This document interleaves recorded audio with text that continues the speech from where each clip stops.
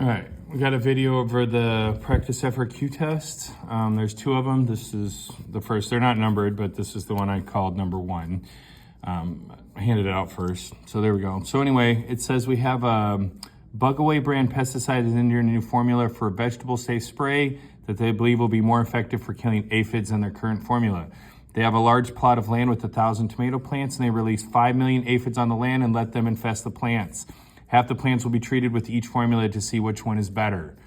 All right, so this is a pretty standard game plan, but they ask you first to do a completely randomized design, including how you randomly assign the treatment. So we assign each tomato plant a number from 1 to 1,000, and I don't have to do the 0001 on this one. You can put 1 on a piece of paper. It's when we do the random digit table that you need to do that 01 business.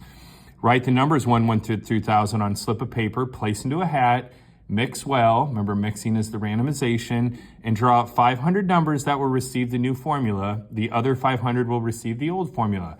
And remember, you must assign treatments to all. Then compare the results of the 500 plants with the new and old formula. Effectiveness for killing the aphids. That'd probably be a little bit, but we're definitely comparing the 500 old and new. You gotta make sure you're saying who we compare. And again, we'd be looking at, the aphid damage or whatever, but we're not gonna worry about that too much. All right, then for part B, so completely randomized design, then they're saying, hey, look, now we have some more information. What would you do with that? So it says this side, the 500 plants on the west half of the field get more sun than the 500 on the east side. And we believe this to be a source of confounding. So we should do a randomized block design because it removes sun exposure level as a confounding variable. Now, it doesn't do anything for any other confounding, but it says right here they're worried about this one source. If you're worried about one source, you block to remove that confounding. Okay, and then I probably did this one a little more detailed than you would need, but I would assign each tomato plant from both sides a number from 1 to 500, write 1 to 500 in slips of paper and place the sunny group into a hat, mix well, drop out 25 numbers that make up the sample from the sunny side and do the same thing for the shady side. And then, I'm gonna add in, we're going to, actually, I'm sorry, this one just said, I knew I wasn't been that bad. This one just says, how would you select a sample? So they didn't ask you to describe it, they just ask you for part of it. So that would be how I would make my sample. If we were creating a randomized block design, we would need to talk about what we're comparing. All right, the next one right here, this one, I have to be honest with you, the context is not great. It's not great for this problem, but we'll just go through it the best we can. So basically this goes into people that always get a 100 on the multiple choice test. That typically doesn't happen unless you're cheating. And again, that's what this whole story is about. And then very suspiciously, they do worse than average on their AP exam when you can, or it's much harder to cheat on it. So first of all, is this an experiment or an observational study, and why?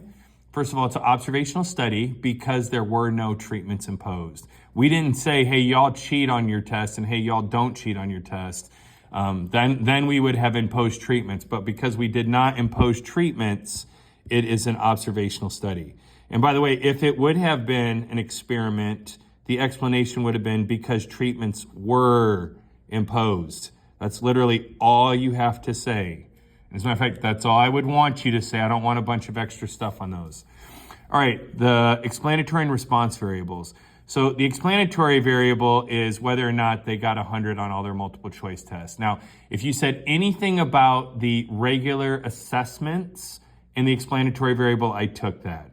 But typically what this is going to be is the explanatory variable is what you did differently between the two groups, or what was added or what was taken away. So if it was the medicine and a placebo, the medicine is the explanatory variable because either the medicine's there or the medicine's not there. And yeah, and you can say, well, the sugar pill, you could say the sugar pill part is, but maybe most of the times medicine is made with sugar. So one of them is medicine mixed in with sugar or coated with sugar so it tastes good when you swallow it. The other one's just got sugar in it. The one thing that's changed is the lack of medicine. So in this one, what's changed is whether or not they got hundreds on their assessments. The response variable is what we measure, and what we measured was the results of the exam. So the explanatory and response variables, it seems like it's going to be really easy, but it's actually very difficult. Okay, so can we say cheating on caused to get a lower score? And we would like to say yes. And again, in all honesty, it is. It is what causes it, okay? But it isn't just that. And so we can't say cause because we didn't impose treatments. It was just observational study. So maybe those who would cheat would also not be willing to cram study for the test or something else. Maybe those who cheat are smart enough to get it by themselves, so they have to cheat through it, and it's because they weren't smart. That's why they didn't do very good on the exam. But with observational study, you can establish association, but not a cause and effect relationship. If it was an experiment, you could say yes, but only if it's an experiment with random treatments. Okay, what does statistically significant mean? It means the difference between the two groups was so large that it cannot be accounted to by chance variation due to random sampling. If you have chance variation due to random sampling, you're probably going to get this one right, okay? If it is statistically significant, the difference was large. If it isn't, then it wasn't large enough. So if it's not statistically significant, we're like, well, it was basically the same, and that could have just been the difference due to random sampling.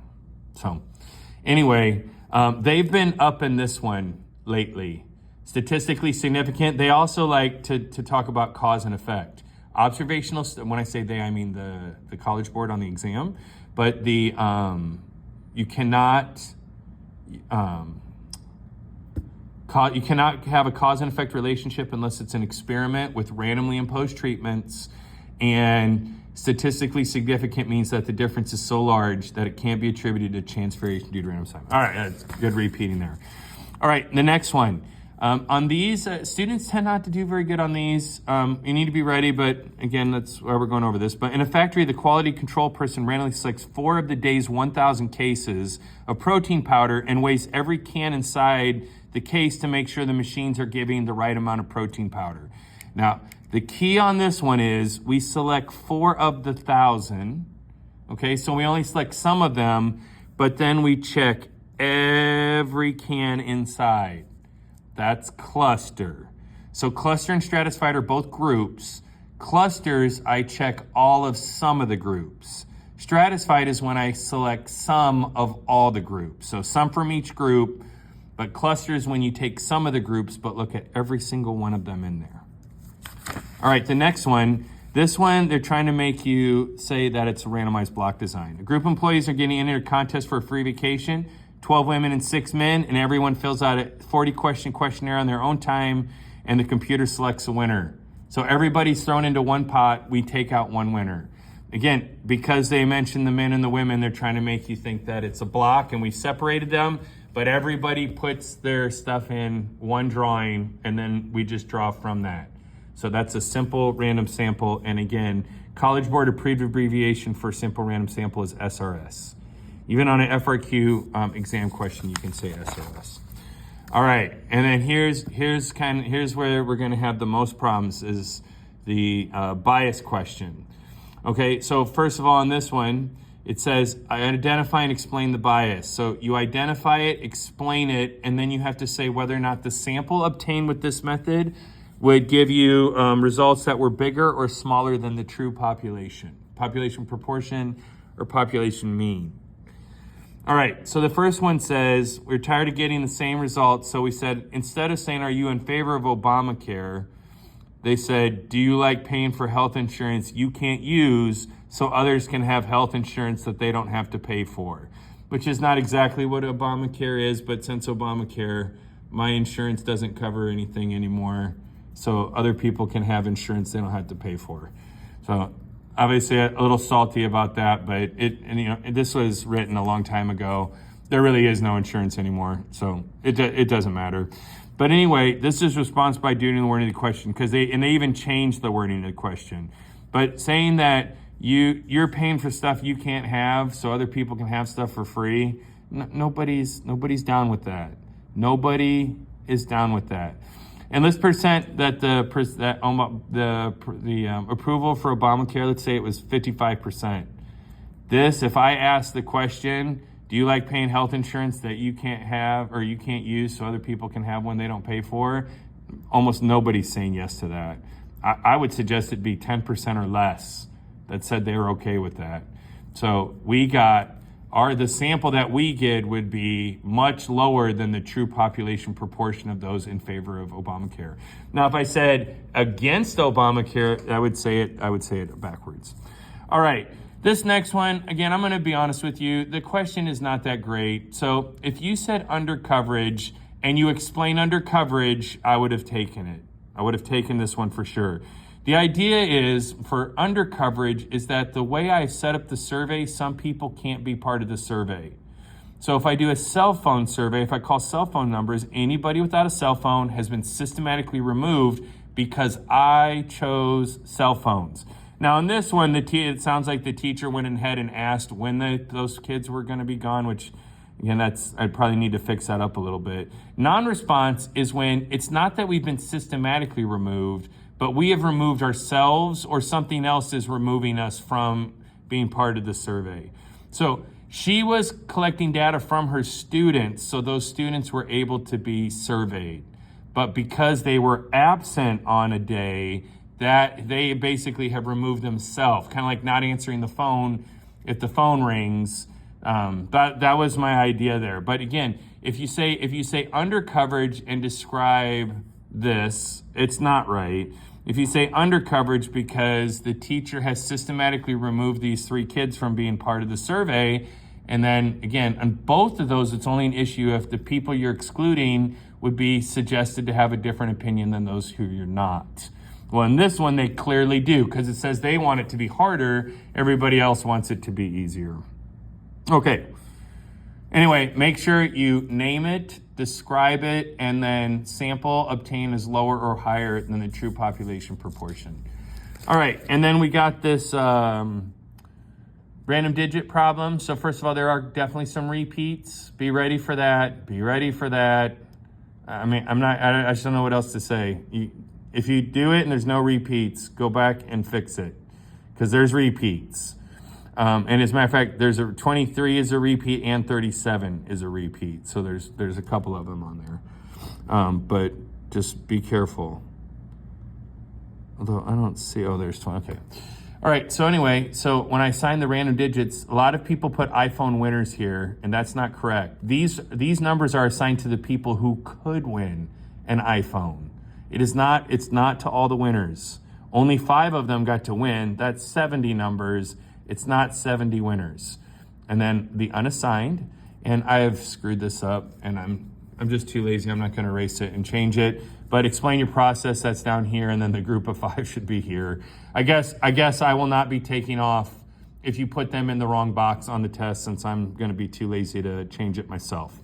But select 2 digits at a time, ignoring repeats and unassigned numbers until I get 5 unique winners of iPhones. 2 digits at a time, ignoring repeats and unassigned numbers until, I'm telling you that's on your test. That is on your test just like that, and then a little bit of context at the bottom. And then for the number selection, I don't know. I think we've gone over this quite a bit. Hopefully this would answer your questions. But again, make sure that you're careful. Don't skip any digits. Be careful of the repeats. That's why we have you write your numbers, although it should probably be over here. But we write those numbers so that if we see 23 or 37 twice, we know not to include those. Anyway, there's one of the FRQ reviews. I hope you found that to be helpful.